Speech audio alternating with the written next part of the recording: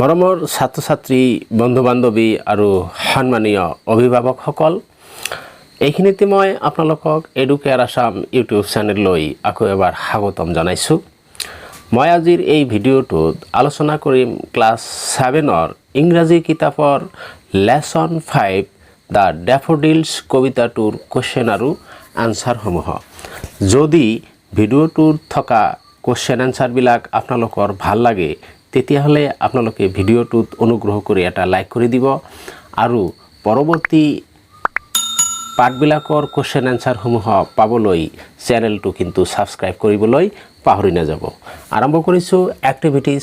Number 1। Did you understand? তোমালোকে বুজি পাইছানে the theme of the poem, কবিতাটোৰ মূল কথাখিনি। Discuss with your teacher,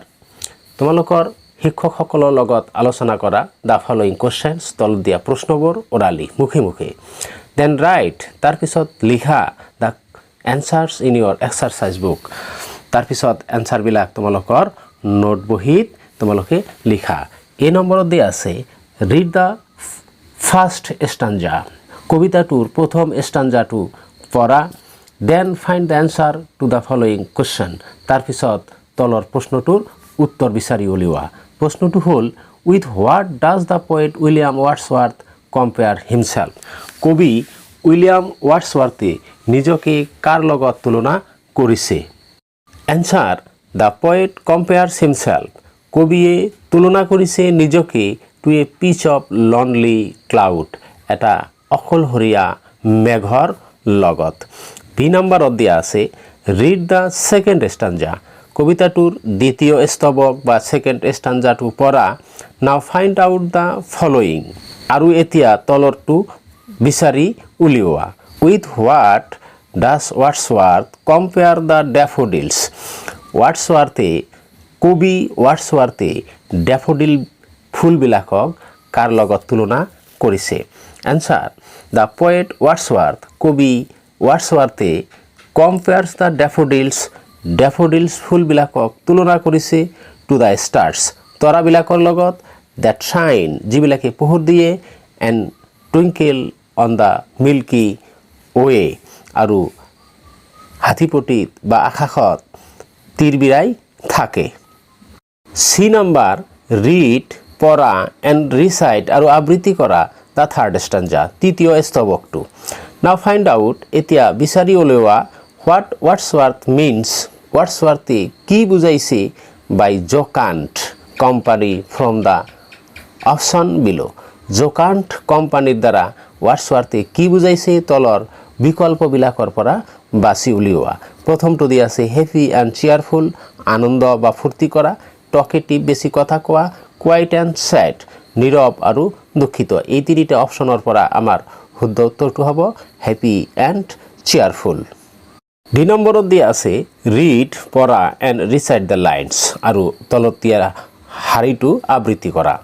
I gazed and gazed but little thought what wealth the show' to me had brought. Question দিয়া আছে what does the poet mean by the word wealth, কবিয়ে এই wealth যাৰ অৰ্থ হ'ল সম্পদ, এই সম্পদ শব্দৰ দ্বাৰাই কবিয়ে কি বুজাইছে। Why does he use the word here, কবিয়ে এই কথাটো ইয়াত কিয় ব্যৱহাৰ কৰিছে। Answer by the word wealth, এই ৱেলথ শব্দটোৰ দ্বাৰা বা সম্পদ শব্দটোৰ দ্বাৰা দ্য পয়েট মিনছ, কবিয়ে বুজাইছে দ্য হেপিনেছ, আনন্দ, which the sight of golden daffodils had brought to him, যি আনন্দ ডেফোডিল ফুলবিলাকৰ দৃশ্যই তেওঁলৈ কঢ়িয়াই আনিছে। ই নম্বৰত দিয়া আছে ৰিড দ্য লাষ্ট ষ্টাঞ্জা, শেষৰ ষ্টাঞ্জা বা স্তৱকটো পঢ়া অফ দ্য পয়েম, কবিতাটোৰ। এণ্ড ফাইণ্ড আউট, আৰু বিচাৰি উলিওৱা দ্য ফলোয়িং ইনফৰমেশ্যন, তলত দিয়া তথ্যসমূহ।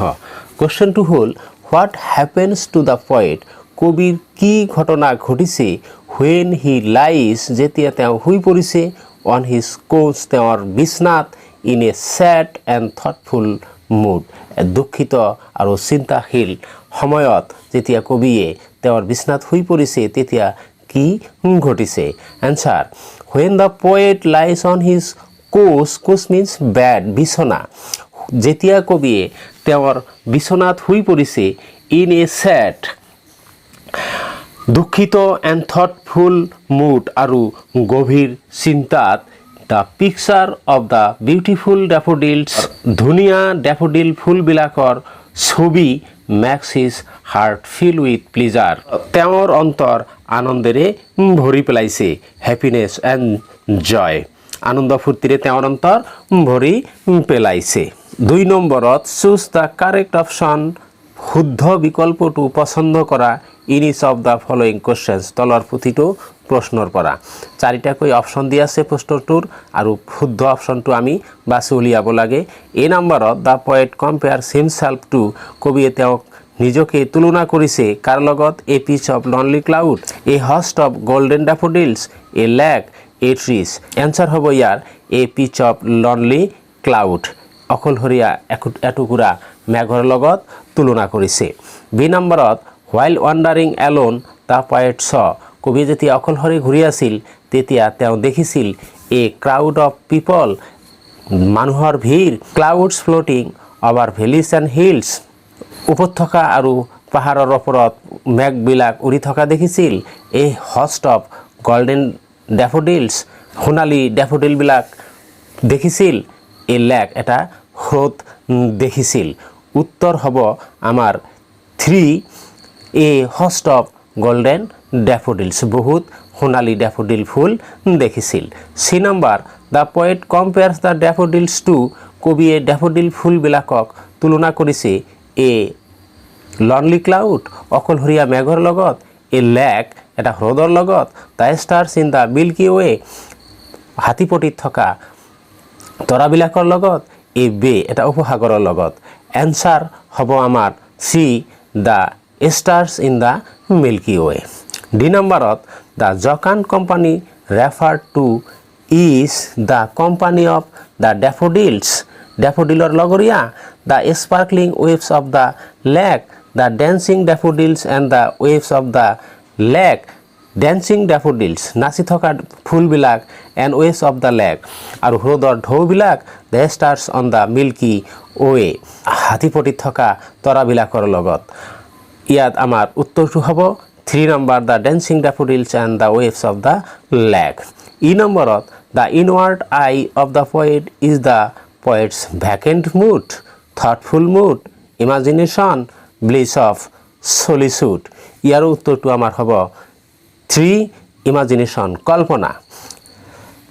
3 নম্বৰত দিয়া আছে ৰিড দ্য পয়েম কবিতাটো পঢ়া এণ্ড মেচ দ্য ফলোয়িং আৰু তলৰ বাওঁফালৰবিলাকৰ লগত সোঁফালৰ শব্দবিলাক মিলোৱা বাওঁফালৰ শব্দবিলাক সোঁফালৰ শব্দবিলাকৰ লগত উল্টা পাল্টাকৈ দিয়া আছে আমি শুদ্ধকৈ বাওঁফালৰটোৰ লগত সোঁফালৰটো মিলাই লিখিব লাগে প্ৰথম দ্য ৱেভছৰ লগত মিলিব ৱেভছ মিন্স ঢৌ ডেন্স বিচাইড দ্য ডেফোডিলছ ডেফোডিলৰ কাষত নাচিছিল ছেকেণ্ড নম্বৰ দ্য পয়েটৰ লগত মিলিব ছয় হষ্ট অফ গোল্ডেন ডেফোডিলছ কবিয়ে প্ৰচুৰ বহুত পৰিমাণে সোণালী ডেফোডিল ফুল দেখিছিল এই ক্লাউডৰ লগত মিলিব floated over valleys and hills উপত্যকা আৰু পাহাৰৰ ওপৰত উপঙি ফুৰিছিল দ্য ডেফোডিলছৰ লগত মিলিব stretched in a never ending line অসীমলৈ বিস্তাৰিত হোৱা আৰু দ্য পয়েটছ হাৰ্টৰ লগত মিলিব ফিল্ড উইথ প্লিজাৰ আনন্দৰে ভৰি পৰিছিল এণ্ড ডেন্সড উইথ ডেফোডিলছ আৰু ডেফোডিলৰ লগত নাচি বাগি ফুৰিছিল 4 নম্বৰত দিয়া আছে ৰিড দ্য পয়েম এগেইন কবিতাটো আকৌ পঢ়া and answer the following questions আৰু তলৰ প্ৰশ্নবিলাকৰ উত্তৰ দিয়া এই নম্বৰত find a word in the stanza 1 প্ৰথম স্তৱক বা ষ্টাঞ্জাত এটা শব্দ বিচাৰি উলিওৱা দ্যাট মিন্স যিয়ে বুজায় টু ৰোম এবাউট অনাই বনাই ঘূৰি ফুৰা যিটো শব্দই বুজায় এনচাৰটো হ'ব wandered B number find out what O comma ইয়াৰ মিন্স অভাৰ এই শব্দটোৱে কি বুজায় how will you write the actual word তুমি প্ৰকৃত শব্দটো কি লিখিবা over means over means over মানে ওপৰত the actual word is over প্ৰকৃত শব্দটো হ'ল অভাৰ সি নম্বৰত দিয়া আছে find a word in stanza 2 which means a lake দ্বিতীয় স্তবক বা ষ্টাঞ্জাত এটা শব্দ বিচাৰি উলিওৱা যাৰ মিনিং হ'ল এ লেগ এটা হ্ৰদ answer the word bay of stanza 2 দ্বিতীয় স্তবক বা ষ্টাঞ্জাৰ বে শব্দটোৱে মিনছ এ লেগ এটা হ্ৰদ বুজাইছে D number what does the poet refer কবিয়ে কি বুজাইছে টু হোৱেন হি চেজ 10,000 আই মই 10,000 মান দেখিছোঁ answer the poet refers to thousands of daffodil flowers কবিয়ে হাজাৰ হাজাৰ ডেফোডিল ফুলৰ কথা বুজাইছে and compares to the stars আৰু তুলনা কৰিছে তৰাবিলাকৰ লগত that shine on the milky way যিবিলাকে হাতীপতি বা আকাশত পোহৰ বিলাই থাকে E number what is sprightly dance sprightly dance মানে কি বুজাইছে it means full of spirit and lively the poet feel that কবিয়ে অনুভৱ কৰিছে যে দ্য ডেফোডিলছ ডেন্সড উইথ জয় ডেফোডিলবিলাকে আনন্দত নাচিছে F number give another word is for glee and jocund আৰু গ্লি শব্দৰ একেই মিনিং বুজোৱা আন এটাকৈ শব্দ লিখা এনচাৰ গ্লি মিনছ ডিলাইট আনন্দ প্লিজাৰ বা জয় বুলি আমি ক'ব পাৰোঁ jocund means cheerful G number what is outdid the sparkling waves এই আউটডিড দ্য স্পাৰ্কলিং ৱেভছ এই শাৰীটোত আউটডিডে কি বুজাইছে দ্য পয়েট সেজ দ্যাট কবিয়ে কৈছে যে দ্য ৱেভছ আৰ বিউটিফুল ঢৌবিলাক হ'ল সুন্দৰ ধুনীয়া বাট দ্য ডেফোডিলছ আৰ ফাৰ মোৰ বিউটিফুল দেন দ্য ৱেভছ কিন্তু এই ৱেভ বা ঢৌবিলাকতকৈ ডেফোডিল ফ্লাৱাৰবিলাক বা ফুলবিলাক আৰু বেছি ধুনীয়া এইচ নম্বৰত give the opposite of the following words তলত দিয়া শব্দবিলাকৰ বিপৰীত শব্দ লিখা এনচাৰ ভেকেণ্টৰ মানে খালী ইয়াৰ বিপৰীত শব্দ আমি পূৰ্ণ বুলি লিখিব লাগিব তেতিয়াহ'লে ইংৰাজীত হ'ব ফুল ছেকেণ্ড প্লিজাৰ মিনছ ভাল লগা ইয়াৰ বিপৰীত শব্দ পেইন দুখ ব্লিছ আশীৰ্বাদ ইয়াৰ বিপৰীত শব্দ হ'ব পাৰে মাইজাৰী কৃপণতা অথবা কাৰ্ছ অভিশাপ 6 নম্বৰত দিয়া আছে চুজ ফ্ৰম দ্য বক্স বাকচৰ পৰা পচন্দ কৰা the ward rhyming with the underline words তলত দিয়া আণ্ডাৰলাইন শব্দবিলাকৰ লগত ছন্দৰ মিল তাৰমানে উচ্চাৰণত যাতে মিলি যায় তেনেকুৱা শব্দবিলাক বাছি খালী ঠাইবিলাক পূৰণ কৰা এণ্ড কমপ্লিট দ্য চেণ্টেন্স আৰু চেণ্টেন্সটো পূৰ্ণ কৰিব দিছে 1 নম্বৰত দিয়া আছে দ্য ছান ইজ শ্বাইনিং সূৰ্যই পোহৰ দি আছে and the girl is dancing আৰু ছোৱালীজনীয়ে নাচি আছে এই শ্বাইনিঙৰ লগত ডেন্সিঙৰ মিল আছে এনেকুৱা আমি তলৰবিলাকো পূৰ্ণ কৰিব লাগে the forest is full of green trees জংঘলটো সেউজীয়া গছ গছনিৰে ভৰি আছে and the flowers are dancing আৰু ফুলবিলাক নাচি আছে ইন কুল ব্ৰিজ ঠাণ্ডা বতাহত ৰিমি বতাহত ফুলবিলাক নাচি আছে on the 3 number on the top of the bare hill I stand mute and still মই চুপচাপ থিয় হৈ আছিলোঁ ডণ্ট স্পইল মাই মুড মোৰ মুডটো নষ্ট নকৰিবা বাই বিং ছ' ৰুড 7 নম্বৰত দিয়া আছে rewrite the following poetic lines পুনৰাই তলত দিয়া কবিতাৰ শাৰীবিলাক লিখা ইন এভৰিডে ইংলিছ দৈনন্দিন জীৱনত ব্যৱহাৰ কৰা ইংৰাজীত এই চেণ্টেন্সবিলাক লিখিব লাগে number 1 10,000 I at a glance এইটো আমাৰ এভৰিডে ইংলিছত লিখিলে হ'ব I saw 10,000 at a glance number 2 for oft when on my couch I lie in vacant or in pensive mood এইটো আমাৰ লিখিলে হ'ব for often when I lie on my couch in vacant or pensive mood number 3 then my heart with pleasure fills এইটোৰ answer হ'ব then my heart feels with pleasure 2 নম্বৰত দিয়া আছে find 2 words দুটা শব্দ বিচাৰি উলিওৱা ইন দ্য পয়েম কবিতাটোত ডেট পয়েটিক ইন ফৰ্ম যিবিলাক কেৱল কবিতাতে ব্যৱহাৰ হয় and are not used in prose আৰু গদ্যত ব্যৱহাৰ নহয়। ৰাইট এ চেণ্টেন্স এটাকৈ বাক্য লিখা illustrating the use of each of the two words সেই শব্দবিলাকৰ ব্যৱহাৰৰ বিষয়ে বৰ্ণনা কৰিবলৈ এটাকৈ বাক্য লিখা। এনচাৰ যেনেকুৱা প্ৰথম ৱাৰ্ডটো হ'ল জকাণ্ট I could not stay silent on looking his jocund face. Number 2, sprightly. The boy looks sprightly as he exercised daily. 3 আৰু C নম্বৰত দিয়া আছে illustrate বৰ্ণনা কৰা the difference পাৰ্থক্য in meaning অৰ্থৰ ক্ষেত্ৰত between gaze and stare. stare আৰু gazeৰ মিনিঙৰ পাৰ্থক্য বৰ্ণনা কৰা by writing a sentence using is দুটা শব্দ দি বাক্য লিখি পেলাই ইয়াৰ পাৰ্থক্য বৰ্ণনা কৰা। Answer gaze Bipul and Binita gazed at each other Bipul আৰু বিনীতাই এজনে আনজনৰ ফালে একেথৰে চাই আছে। আৰু stare he stared at her in amazement তেওঁৰ ফালে আনন্দত চাই আছে। এই শব্দ দুটাৰ সাধাৰণতে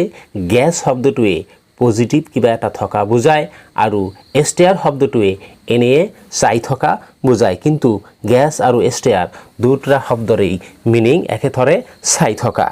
8 নম্বৰত দিয়া আছে নোট দ্যাট লক্ষ্য কৰা যে one word in each of the following lines is wrong তলৰ প্ৰতিটো শাৰীতেই এটাকৈ শব্দ ভুলকৈ দিয়া আছে। ৰিৰাইট দ্য এক্সট্ৰাক্ট তলৰ কথাখিনি পুনৰাই লিখা by replacing the wrong word অশুদ্ধ শব্দটো বাদ দি with the correct word শুদ্ধ শব্দ বহুৱাই কথাখিনি পুনৰাই লিখা। The trees beside them danced but they এই সেন্টেন্সটো ট্ৰিছৰ ঠাইত আমাৰ কবিতাত লিখা আছে waves, গতিকে আমাৰ উত্তৰটো হ'ব the waves beside them danced but they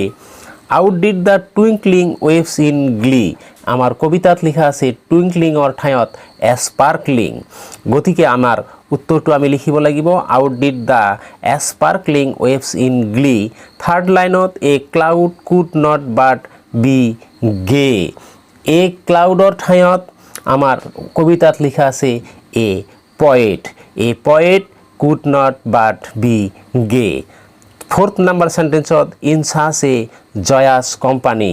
আৰু আমাৰ কবিতাত লিখা আছে জয়াসৰ ঠাইত জকাণ্ট কোম্পানী, গতিকে উত্তৰটো হ'ব in such a jocund company. Fifth number সেন্টেন্সত I gazed but also thought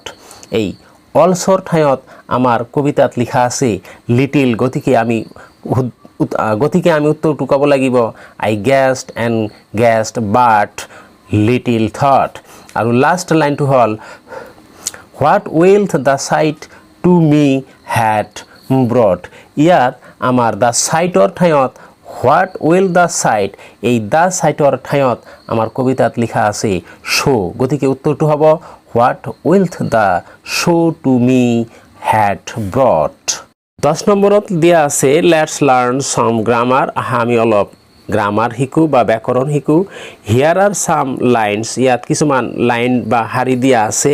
date tales আছ হোৱাট দ্য পয়েট ছেইড যিবিলাকে কবিয়ে কি কৈছিল সেইটোকেই বুজাইছে। He was doing in the poem তেওঁ কবিতাটোত কি কৰিছে সেইটোকেই বুজাইছে। ৱাৰ্কিং উইথ ইয়ৰ পাৰ্টনাৰ তোমাৰ বন্ধুবিলাকৰ লগত একেলগ হৈ fill in the blanks space খালী ঠাইবিলাক পূৰণ কৰা with the correct form of the words ব্ৰেকেটত থকা শুদ্ধ শব্দবিলাক ব্যৱহাৰ কৰি কাৰেক্ট ফৰ্মত তুমি এই খালী ঠাইবিলাক পূৰণ কৰিব লাগে। মই উত্তৰবিলাক কৈ দিছোঁ। One day the poet William Wordsworth was wandering along a lake all at once see আছে ইয়াত পাষ্ট টেন্স হ'ব SAW a host of golden daffodils the daffodils dance ব্ৰেকেটত দিয়া আছে ইন দ্য ব্ৰিজ আমাৰ ইয়াৰ ফাৰ্ষ্ট টেন্স ডেন্সড DANCED লিখিব লাগিব। The poet the poet compared past টেন্সত the daffodils to the stars on the milky way. Next line they dash stretched in a never ending line along the side of the lake আৰু ইয়াৰ আমি এই স্ট্ৰেছ যিটো বিশেষত দিয়া আছে ইয়াৰ লগত ইডি লগাব লাগিব they stretched in a never ending line along the side of the lake next he dash noticed তেওঁ লক্ষ্য কৰিছিল আমি এই নটিছৰ লগত ইডি লগাব লাগিব he noticed that the waves of the lake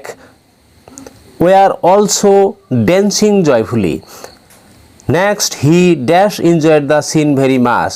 Enjoy, আমি ইয়াত enjoyed কৰিব লাগিব ed লগাব লাগিব enjoy তাৰ পিছত later in his sad moment when the poet often recalled আমি recallৰ লগত ed লগাব লাগিব তাৰ পিছত the scene his heart filled with joy and began to dance with the daffodils 11 নম্বৰত কবিতাটোত উল্লেখ কৰা অ্যাকশন ওয়াৰ্ড অৰ্থাৎ কাম বুজোৱা শব্দবিলাক বাওঁফালে লিখিব দিছে আৰু সেই শব্দবিলাকৰ মিনিংবিলাক সোঁফালে বক্সত লিখিব দিছে মই এনসাৰবিলাক তোমালোকক কৈ দিছো ওয়ান্ডাৰ্ড অৰ্থাৎ roam about ঘূৰি ফুৰা float উপঙ্গা move slowly লাহে লাহে ঘূৰি ফুৰা flutter fly unsteadily অস্থিৰভাৱে ঘূৰি ফুৰা twinkle gleam পোহৰ stress extend one's muscle extend মানে stress means বিয়পাই দিয়া toss throw with a light motion লাহেকৈ দলি দিয়া wave মানে move অৰ্থাৎ swing back and forth ইফালে সিফালে আগা পিছাকৈ লৰচৰ কৰা এই নম্বৰত কবিতাটোত উল্লেখ কৰা কিছুমান নাউন শব্দ যেনেকুৱা cloud golden daffodils stars sparkling waves এইবিলাক নাউন শব্দ এই নাউন শব্দবিলাকে কবিতাটোত কি অ্যাকশন ওয়ার্ড কি অ্যাকশন বা কি কাম কৰা বুজাইছে সেই শব্দবিলাক কলম বিত লিখি কলম এৰ লগত আমি মিলাব লাগে যেনেকুৱা ক্লাউডৰ লগত মিলিব ওয়ান্ডাৰ গোল্ডেন ড্যাফোডিলসৰ লগত মিলিব ফ্লাটাৰ স্টাৰ্সৰ লগত মিলিব টুইংকেল অৰ শাইন স্পাৰ্কলিং ওয়েভছৰ লগত মিলিব ড্যান্স এতিয়া 12 বি নম্বৰত দিয়া আছে যে 12 এ নম্বৰত যিবিলাক শব্দ আমি পাইছো বি কলম বিত যিবিলাক আমি অ্যাকশন ওয়ার্ড ইউজ কৰিছো সেই অ্যাকশন ওয়াৰ্ডবিলাক দি ইয়াত চাৰিটা সেন্টেন্স বনাব লাগে তাৰে প্ৰথম সেন্টেন্সটো বনাই দিয়াই আছে যেনেকুৱা the clouds was floating over valleys and hills second sentence to ami kobo paru a host of golden daffodils were fluttering in the breeze third sentence to the stars are shining in the sky fourth sentence to the sparkling waves were dancing in glee 13 নম্বর অধ্যায় আছে now complete these sentences with the correct preposition এতিয়া তলৰ খালি ঠাই বিলাক শুদ্ধ প্ৰিপজিশনেৰে পূৰ্ণ কৰা number 1 clouds float dash hills and valleys আমি ইয়াত শুদ্ধ প্রিপজিশনটো ব্যৱহাৰ কৰিব লাগিব over clouds float over hills and valleys number 2 the daffodils bloomed dash a lake দিয়া আছে বিনিথ বিসাইড between আমি ইয়াৰ উত্তৰ লিখিব লাগিব beside অৰ্থাৎ the daffodils bloomed beside a lake 3 number stars were shining dash the night sky আছে on in over আমি ইয়াৰ পৰা উত্তৰ লিখিব লাগিব the stars were shining on the night sky 4 number they formed a line dash the store of a bay উত্তৰত দিয়া আছে beneath alone and for আমি উত্তৰ লিখিব লাগিব along the store of a bay আৰু লাষ্ট নম্বৰ দিয়া আছে he would often lie dash his course lost in thoughts দিয়া আছে on in by আমি ইয়াৰ উত্তৰত লিখিব লাগিব he would often lie in his course lost in thoughts মৰমৰ ছাত্ৰ ছাত্ৰী বন্ধু বান্ধৱী আৰু সন্মানীয় অভিভাৱকসকল আজিৰ এই ভিডিঅ'ত দ্য ড্যাফোডিলস কবিতাটোৰ কোৱেশ্চন আনসাৰৰ বিষয়ে আলোচনা ইমানখিনিয়েই গোটেইখিনি কোশ্চেন আনসাৰ একত্ৰিত কৰাৰ কাৰণে ভিডিঅ'টো যথেষ্ট দীঘলীয়া হৈছে। যদি আপোনালোকৰ ভিডিঅ'টো ভাল লাগিছে তেতিয়াহ'লে ভিডিঅ'টোত এটা লাইক কৰিব আৰু নেক্সট পাৰ্টবিলাকৰ কোশ্চেন আনসাৰসমূহ পাবলৈ চেনেলটো যদি এতিয়ালৈকে ছাবস্ক্ৰাইব কৰা নাই তেতিয়াহ'লে অনুগ্ৰহ কৰি চেনেলটো ছাবস্ক্ৰাইব কৰি নটিফিকেশ্যন বেল আইকনটো প্ৰেছ কৰি দিব যাতে পৰৱৰ্তী ভিডিঅ'সমূহ